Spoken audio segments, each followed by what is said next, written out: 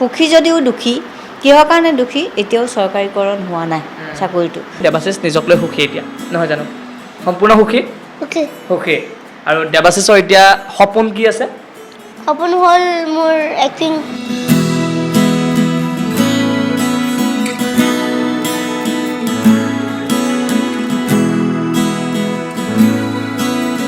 নিজৰ মনত দৃঢ় কৰি দেউতাকে মোক বাৰ বাৰ মোক সোঁৱৰাই দিছিল যে মোৰ সৰু ল'ৰাটো যেতিয়া ঢুকাইছিলে মই সদায় কান্দি থাকোঁ। দেৱাশিষ পাউডাৰ দি লৈছা?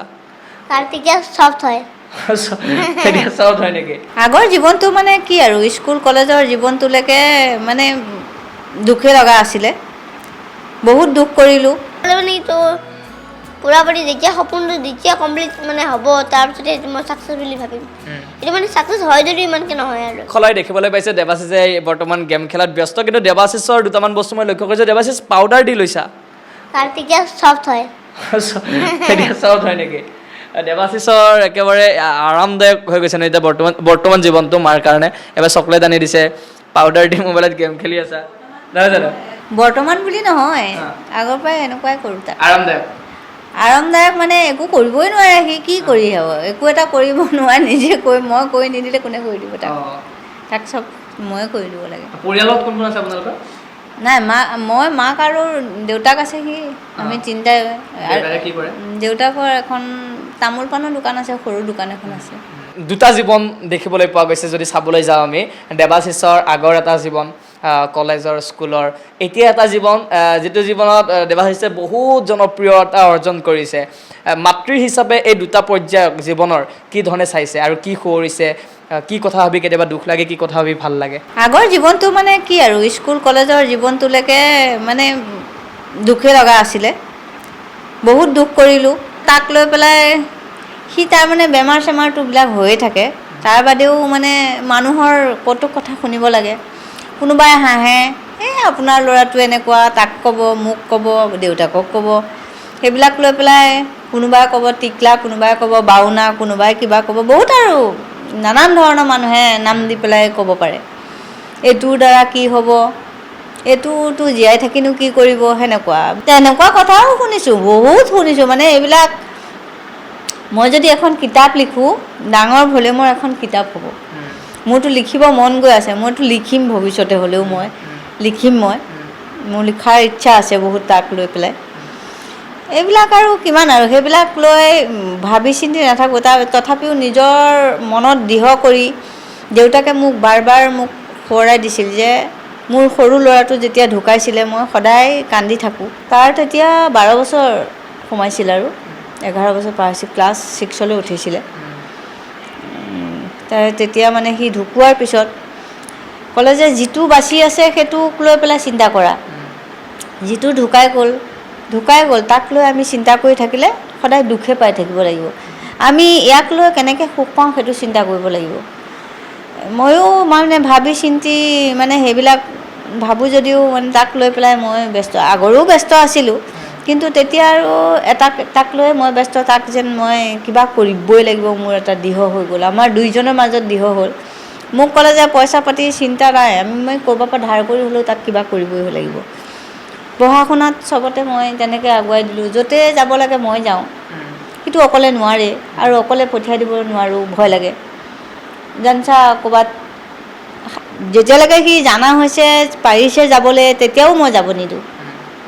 কাৰণ কিয়, এতিয়া জানাইহে জানে, নাজানাইতো নাজানিলে বহুত দিগদাৰ হয়। আৰু কোনোবাই ৰাখি থ'ব, বহুতৰ পৰা কটু কথাও শুনিছোঁ, আপোনাৰ মানে কমন চেঞ্চ নাইকিয়া মানুহ, আপুনি সৰু ল'ৰাটো এৰি দিয়ে, তেনেকৈও কয়। সেইবিলাক আৰু একো বুলি নাভাবোঁ, মই অভ্যস্ত হৈ গৈছোঁ। আৰু লগতে নাজানে তেখেতলোকে তেওঁৰ বয়স কিমান বা কেনেকুৱা নাজানেও, সেইটো কাৰণে ক'ব বুলি মই নিজে ভাবিলোঁ। তেনেকৈ গৈ এতিয়া যিটো পৰ্যায় পালেগৈ, সেইটো পৰ্যায়ত মাক দেউতাক হিচাপে দেউতাকো বহুত সুখী, ময়ো বহুত সুখী। কিন্তু তাৰে ভিতৰতে এটা কথা আছে, সুখী যদিও দুখী কিহৰ কাৰণে দুখী এতিয়াও চৰকাৰীকৰণ হোৱা নাই চাকৰিটো। চৰকাৰীকৰণ নোহোৱাৰ কাৰণ কিয়, ময়ো অলপ অসুখীয়া, দেউতাকো অলপ অসুখীয়া। কেতিয়াবা সপ্তাহ দিনে মই বিচনাত পৰি থাকিব লগা হয়। মোৰ চুগাৰ প্ৰেছাৰ বাঢ়ি স্পনাইটিছৰ কাৰণে মই মানে পৰি থাকিব লগা হয়। তেতিয়া মানে মনলৈ ভাৱ আহে যে যদি মৰি যাওঁ সি কি কৰিব। কিন্তু কথা হ'ল কি এতিয়া চৰকাৰীকৰণ যদি হৈ যায়, চৰকাৰলৈ মই অনুৰোধ কৰোঁ, মুখ্যমন্ত্ৰী হিমন্ত বিশ্ব শৰ্মা ছাৰলৈ মই অনুৰোধ কৰোঁ যে মোৰ ল'ৰাটো দেৱাশিষ ভূঞা চাকৰিটো নিয়মীয়া কৰি দিয়ে যেন। মই চাকৰিটো নিয়মীয়া কৰি দিলে মই অত্যন্ত সুখী হ'ম। মই সুখী হোৱাৰ লগতে বহু লোকে সুখী হ'ব, অসমৰ বহু মানুহে সুখী হ'ব। বৰ্তমান এতিয়া তাক যিবিলাকে দেখি আছে তাক সুখী হ'ব আৰু সিও সুখী হ'ব আৰু সি যি ভাল পায় মই তাকে কৰিবলৈ বিচাৰোঁ।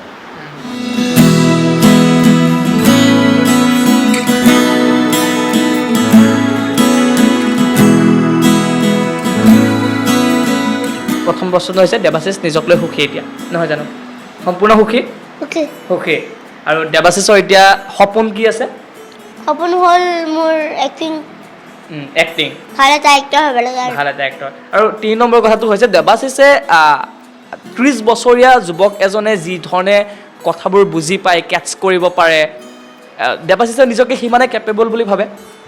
দেৱাশিষে একেদৰে সকলো কথা বুজি পায়? বুজি নাপাওঁ আৰু বুজি নাপায়, সিমানো বুজি নাপাওঁ যিমানবিলাকে এতিয়া আজিকালি মানে মোৰ বয়সৰ সিহঁতে বেছিয়ে স্মাৰ্ট, মই সিমানখিনি নহয়।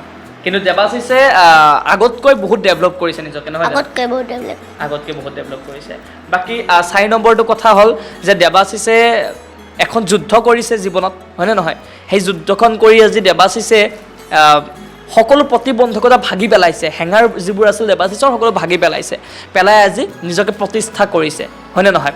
সেইটো নিজৰ ছাকচেছ বুলি ভাবেনে দেৱাশিষে? ছাকচেছটো এতিয়ালৈকে হোৱাই নাই। যিমানখিনি হৈছে সিমানখিনিক লৈ এইখিনিতো অকণমান হ'লেও ছাকচেছ, এইটো ছাকচেছ আৰু ছাকচেছ হ'লে মানে এইটো পূৰাপুৰি যেতিয়া সপোনটো যেতিয়া কমপ্লিট মানে হ'ব তাৰপিছতে এইটো মই ছাকচেছ বুলি ভাবিম। এইটো মানে ছাকচেছ হয় যদিও ইমানকৈ নহয় আৰু। আৰু দেৱাশিষে ফোনত গেম খেলাৰ বাহিৰেও আৰু কি কৰে? মেছেজ কৰে, কথা পতা, এইবোৰ ভিডিঅ' চোৱা এইবোৰ চলে নে নচলে? কাৰ্টুন চাই। দেৱাশিষে এতিয়াও কাৰ্টুন চাই, মানে কাৰ্টুন চাই। চিনেমা চাই নে নাচায়? চিনেমা চাওঁ, কাৰ্টুন চাওঁ, তাৰপিছত গেম খেলোঁ, তাৰপিছত চাইকেল চলাব যাওঁ। কেনেকুৱা ধৰণৰ চিনেমা চাই ভাল লাগে? তেনেকুৱা ধৰণৰ যেনেকুৱা এতিয়া নতুনকৈ ওলাইছিলে এডভেঞ্চাৰ্ছ, ভেনম, এনেকুৱা টাইপৰ মানে চাই ভাল লাগে আৰু। আৰু দেৱাশিষে কলেজৰ লাইফটোৰ পাছত, এতিয়া যিটো লাইফ, কলেজৰ পাছত দেৱাশিষৰ লাইফত কিবা চেঞ্জ আহিছে নে একেই আছে? কলেজৰ লাইফটোৰ পিছত বহুতখিনি চেঞ্জ আহিছে। কেনেকুৱা ধৰণৰ চেঞ্জ আহিছে? কি এক্সপিৰিয়েঞ্চ হ'ল কলেজৰ লাইফটোত? কলেজৰ লাইফটো তেতিয়া মানে কি ইমান এটা বুজি পোৱা নাছিলোঁ আৰু ইমান এটা সেয়া নাছিল, আৰু তেতিয়া ইমান এটা কামাই নাছিল, মানে ইমান কামাই কৰা নাছিলে। এতিয়া মই মানে দেউতাটো তেতিয়া কামাই আছিলোঁ, তথাপিও মই তেতিয়া কমোৱা নাছিলোঁ মানে। তো এতিয়া মানে দুইজনে মিলি পেলাই কামাইছোঁ ন, তো তাতকৈ অকণমান মানে ভাল হৈছে আৰু এয়া হৈছে এক প্ৰেৰণা সকলোৰে বাবে। এয়া হৈছে এক প্ৰেৰণা। আৰু দেৱাশিষৰ এই কাহিনীৰ পৰা আজি আমি এটা কথাই বুজাবলৈ চেষ্টা কৰিছোঁ যে জীৱন যুঁজখনত ভাগি নপৰিব। যেতিয়া কেতিয়াবা এনে কথা মনলৈ আহে যে আপুনি ভাগৰি পৰিছে, আপোনাৰ দ্বাৰা নহ'ব সেই কামটো, তেনে কথা মনলৈ অনাৰ আগতে এবাৰ দেৱাশিষৰ মুখখন মনলৈ আনিব। কিমান সংগ্ৰাম, কিমান কষ্ট এই মাতৃগৰাকীৰ মুখখন মনলৈ আনিব।